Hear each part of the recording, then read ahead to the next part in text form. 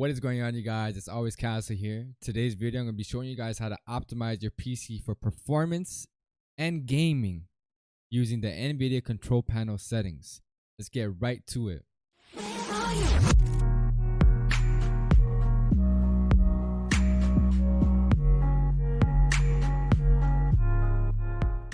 Now, the first step you're going to want to take is open up the GeForce Experience app or go on the website and sign in. So you want to do that, double click that.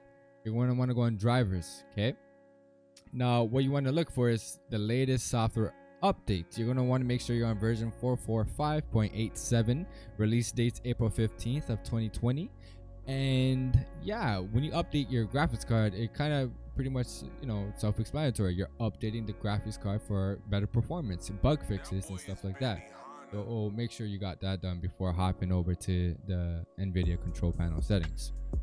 All right, so the next step, you're going to want to open the Nvidia control panel, and you do that by right clicking anywhere on the free screen right here, or you can even find it down here. Click this arrow, boom, right there. So let's get right to it. Okay, so the first thing is going to be adjust image settings with preview. You're going to click on use my preference emphasizing. Okay, and if you haven't touched this before, it's going to be on balance. You're going to want to make sure it's on performance. Use the advanced 3D image settings. Click that again, press apply. Boom. Next is manage 3D settings. The first one is image sharpening. I leave mine at 60. You can leave yours at 50. I usually say minimum 50. It leaves the image a lot clearer, a lot sharper, crispier. And if you have the GPU scaling option, I would select that on. And okay, ambient occlusion, I don't know if I said that right, hopefully I did. You're gonna want to set it at performance. Anisotropic filtering off. Anti-aliasing FXAA off. Gamma correction on. Anti-aliasing mode off. Next is CUDA GPUs. I hope I said that right. Gonna leave it at on. Make sure your GPU is selected. Show you that quickly. Like say GeForce, whether you have a 1060 or 1080, just make sure it's selected and press OK. DSR factors I leave off. Low latency mode I leave on. If your PC can hold about 80 frames per second, I put it on. If it cannot, so if it holds about 60 frames per second or 70, I would turn it off. Max frame rate, I leave mine at 240 FPS. You don't have to, so it depends on what kind of monitor you have. So if you have a 144 hertz monitor, I would change it to 144. If you have 240, do what I do. Okay, monitor technology, I leave it at fixed refresh, and this is the an option for those who have G-Sync. If you do not have G-Sync, then this won't even be an option for you. But for those who do have G-Sync, my personal opinion, I don't think G-Sync helps me at all. So I just leave it at fixed refresh. Multi-frame sampled off. OpenGL rendering GPU. Make sure your GPU is selected. Power management mode. Prefer maximum performance. Okay. Preferred refresh rates. Whoa, what's happening here? Okay, boom. Preferred refresh rate is going to be highest available. Shader cache on. Texture filtering anisotropic sample option is going to be on.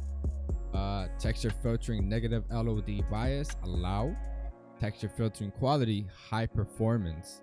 Texture filtering trilinear optimization on. Threaded optimization auto. Triple buffering off. Vertical sync off. And virtual reality pre-rendered frames at 1. You're going to want to apply. And boom. Now you got the 3D settings optimized. Okay. Next is going to be change resolution. You're going to want to make sure you got the refresh rates. Like I said, I have a 240 hertz monitor, so I'm going to leave mine at 240 hertz. If you have a 144, you leave it at that, and same thing for the 60 hertz. Okay, that there. Make sure it's on PC at 19 by 1080 native. Okay, gonna click apply. Next is adjust desktop color settings. I use Nvidia settings out of the box. My Asus ROG Swift 24-inch doesn't look that nice, so I kind of change the contrast and optimize some settings for the color correction. But usually, like, other monitors out there are pretty, you know, they look pretty good, so you won't have to do that. This is just an option. What I do hope you guys do change is the vibrance. So as you can tell, like, look, with no vibrance, it's black and like gray, white, and black, or whatever. When you kind of like start turning it up, the colors become brighter, and I leave mine all the way at 100 because I love colors, you know what I'm saying? And yeah, leave your hue at 0. Next is gonna be, let's see, adjust video colors. Now you're gonna make sure that you're on the right monitor if you have 2. Now it's you're gonna make the color adjustments with your Nvidia settings, and it should be, just leave it at that. Okay, adjust video image settings. You're gonna want to be using this one. Use the video player setting. Boom, that's it. Leave it like that. Now apply. Yes, I forgot to apply. Your desktop configuration has changed. Would you like to keep these? Yes. Now, like I said, if you have G-Sync, I would not enable that. You know, just a personal opinion. You can do more research about the G-Sync and what it really does for your monitor. So, like I said, don't check that off. And